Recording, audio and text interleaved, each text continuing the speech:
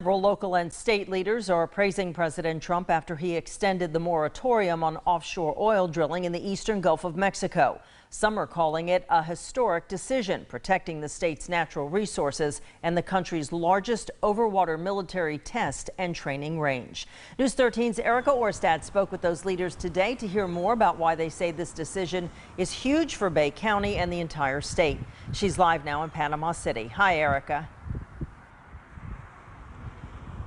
Amy, behind me you can see Tyndall Air Force Base in the distance, situated along the Gulf of Mexico. And while we all enjoyed the beautiful beaches along that Gulf shoreline, the Eastern Gulf provides a training resource for the Department of Defense that they consider vital. And this moratorium extension protects that resource from oil and gas drilling for 10 more years.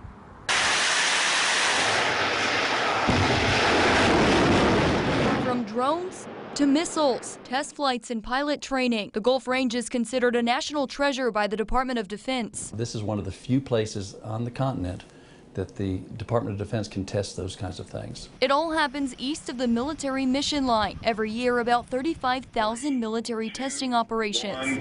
Launch.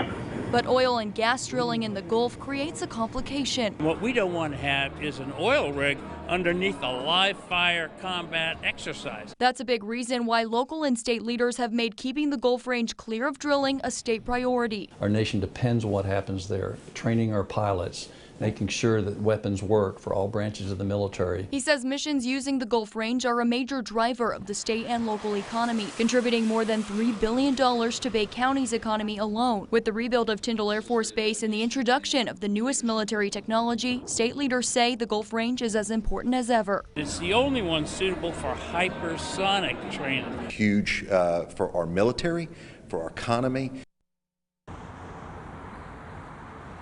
And as Tyndall Air Force Base is rebuilt as the base of the future, community leaders say the installment's access to the Gulf Test and Training Range was a large factor in that decision. And they're excited to see Tyndall remain a top priority for state and national defense leaders. Live in Panama City, Erica Orstad, News 13, Panhandle Strong.